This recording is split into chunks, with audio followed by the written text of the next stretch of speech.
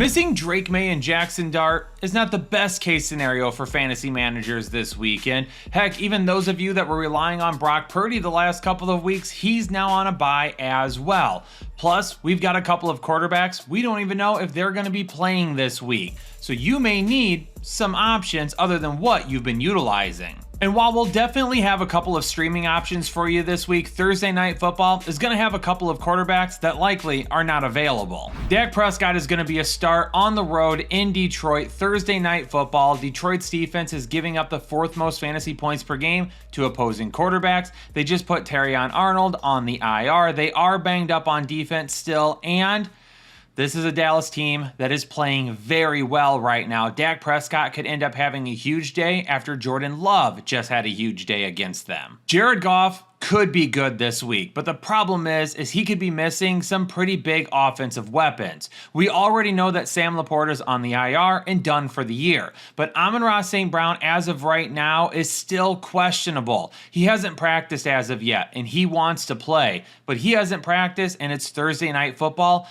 I don't see Amon-Ra St. Brown playing. The Dallas defense is allowing the most fantasy points per game to opposing quarterbacks this season, and even though they've been playing better on defense, they have allowed the third most over the last 4 weeks. So they're still giving up quite a bit to opposing quarterbacks. But Jared Goff missing those type of weapons with the way the offense has played as of late, he could be really good on Thursday, but he could also struggle. Sam Darnold hasn't been great the last few weeks. In 3 of his last 4 games, he's been outside the top 24 quarterbacks. Going up against Atlanta this week, I expect some of the same inconsistencies. Could he have a great day? Absolutely. He's a fringe top 12 option, but he keeps putting himself in position over the last few weeks where he's a little bit lower on the floor than what we would like. In a 12-man league, Sam Darnold isn't a guy that I want to have to start. Remember what Minnesota did last week against Seattle?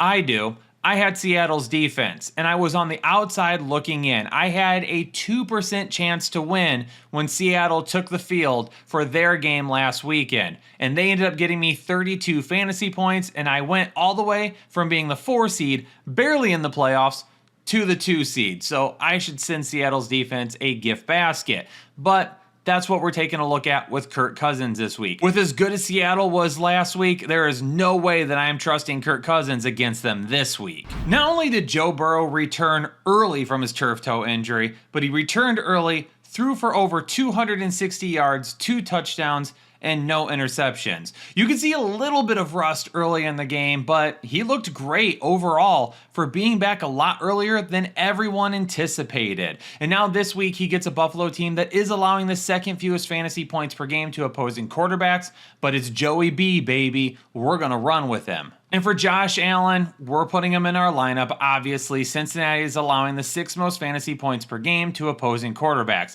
I'm not saying he's going to combine for 6 total touchdowns once again like he did a few weeks ago, but he could have a pretty darn good day. Tennessee at Cleveland. The good news, Cam Ward hasn't thrown an interception in 4 straight games. The coaching staff and kind of the new philosophy they have with them seems to be working. He's played a whole lot better.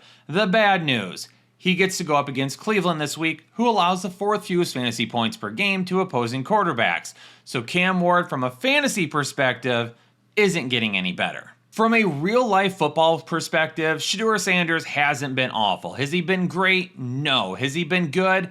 It's probably debatable, but he hasn't been bad either. From a fantasy football perspective, there's really no reason to be playing to Shedeur Sanders to even consider it at this point. He doesn't have a good enough ceiling, and we haven't seen nearly enough to even want to invest in his floor at this point in time. And also, just to mention, Deshaun Watson's 21-day window has been open for practice. We might see him again this season. For as badly as the Minnesota Vikings lost to the Seattle Seahawks last week, their defense was still very solid, which is not something that you hear too often, but the defense can't stop the offense from basically handing the football away every single drive. Minnesota right now to opposing quarterbacks is still allowing the 9th fewest fantasy points per game. And we don't know who's starting for Washington as of yet. As of right now, I would bank on it being Marcus Mariota. But at any point in time, we could hear differently, and it may be Jayden Daniels. If Marcus Mariota were to start, I'm probably not playing him myself. If Jayden Daniels were to start, that is where the question is going to become way more difficult. And for me, the only reason I'm going with Jayden Daniels is if I don't already have a very solid option. If you're thinking about starting someone off the waiver wire or Jayden Daniels, I'll go with Jayden Daniels. But if you've got someone that's been way better this season and you feel like you can trust more this week, then I would just roll with them. Washington could end up being a very good matchup, or at least way better for whatever quarterback starts for Minnesota. And as of right now, it does appear it will be J.J. McCarthy. As of this recording, he was not officially cleared from the concussion protocol, but all indications are that he will clear and he will play in this game. If he does, he is like an emergency fringe option at best. I'm not starting him over a plethora of people, and realistically, I only want to play J.J. McCarthy in 2 quarterback or super flex leagues. If you play in a 1 QB league and you have less than 16 people in your league, you probably aren't going to consider J.J. For Miami and the New York Jets, I'm just not rolling with Tua anymore this year. Yes, he's having some solid games, but more than likely, he's going to disappear in a majority of them. He's going to have very limited upside. He has way too much turnover potential, and there just isn't any reward available for you with the risk that you have to take trying to start Tua every single week. And for Tyrod Taylor this week, he played solid last week, and for me, he's got to be a fringe start going up against Miami, who currently allows the 7th most fantasy points per game to opposing quarterbacks. He was the QB 17 the week prior, and he was the QB 7 last week. He's given you some decent numbers, and to me, he has more upside than a guy like Shedeur Sanders because he has a better matchup.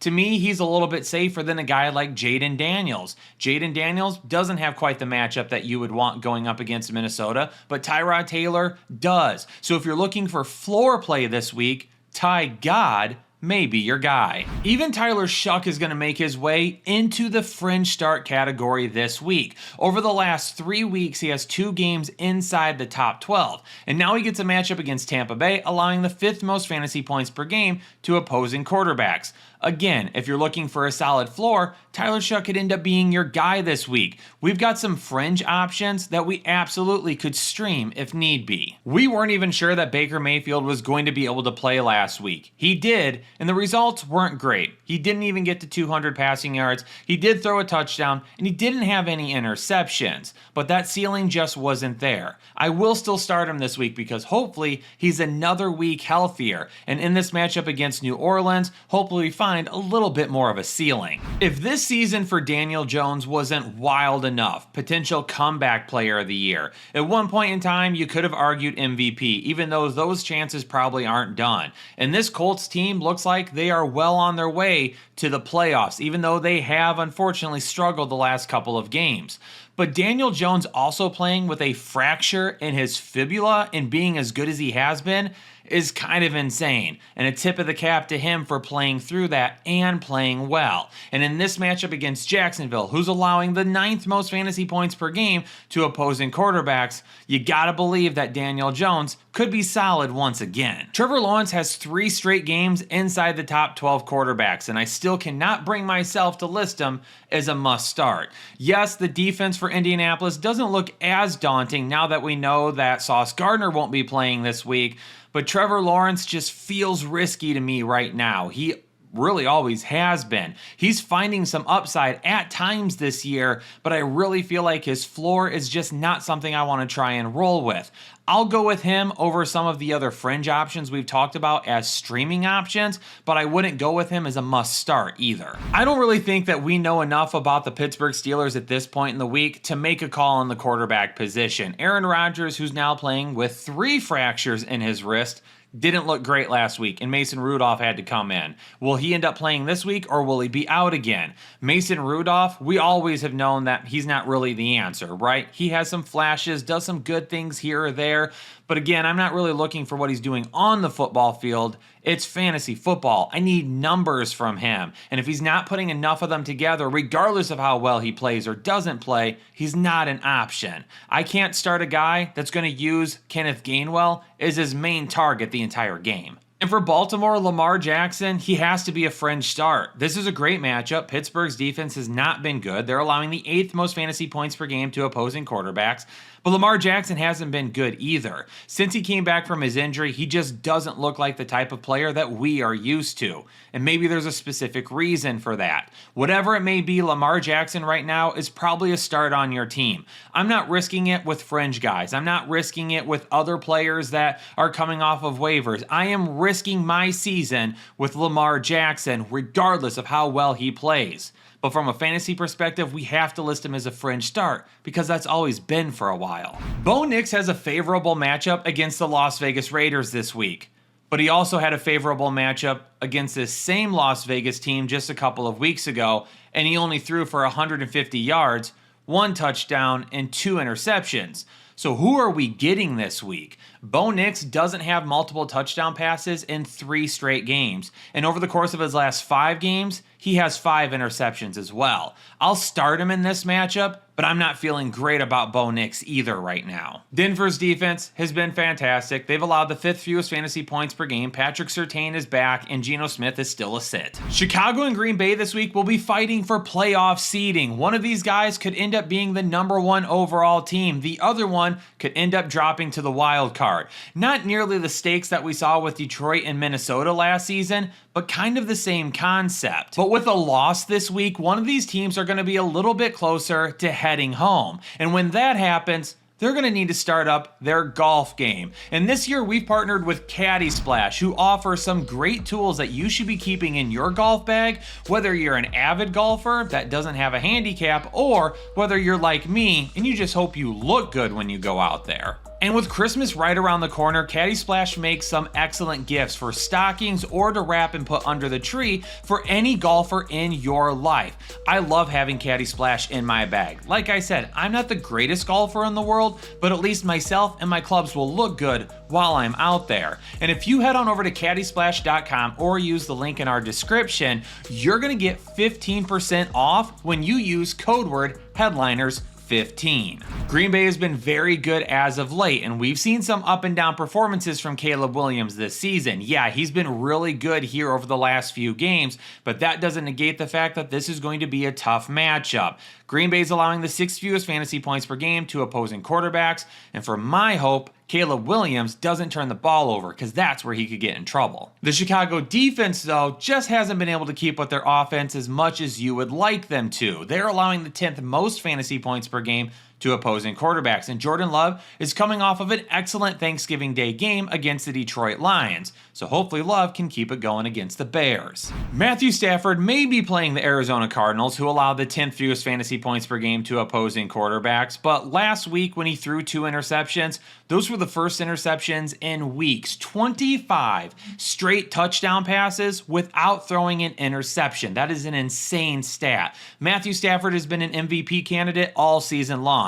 He has shown a ton of ceiling, but even in his tougher matchups, he's shown a solid floor as well. And Jacoby Brissett, for the first time in a few weeks, is only going to be a fringe option for me. He continues to put together a ton of top 12 performances, but this week against the Rams, who are allowing the 7th fewest fantasy points per game, I think there could be a few more troubles. Do I still think he's a solid QB2? Absolutely, but I think he's closer to being inside the top 15 to 16 than he is inside the top 12. Houston and Kansas City on Sunday Night Football could end up being a huge defensive matchup, which may not be a big of an issue for Patrick Mahomes, but CJ Stroud doesn't have the ceiling that I would like him to have. He was the QB 11 right before his concussion, where he ended up missing the next 3 games. And when he came back last week, he was the QB 26.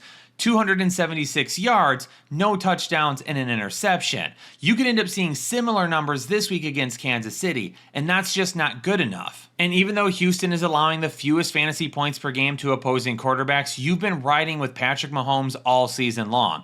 Unless you have Josh Allen, and if you do, why do you have those 2 quarterbacks anyway? You're realistically not really starting anybody over Patrick Mahomes that gives you a better opportunity than Mahomes does even in tougher matchups. Philadelphia at the LA Chargers Monday Night Football, and yeah, the Philly offense has not looked great as of recent, but it hasn't stopped Jalen Hurts from being a fantasy viable quarterback every single week. The Chargers are allowing the third fewest fantasy points per game, but when you have the tush push in your back pocket, when you have the ability to score 1 or even 2 rushing touchdowns every single game, you're a quarterback that we're playing consistently. And for Justin Herbert, there is no telling whether or not he will be able to play this week. He had surgery on a fracture in his left hand on Monday, and he could end up playing this week still because it's his non-throwing hand, and he could wear some protection over it that will allow him to get on the field.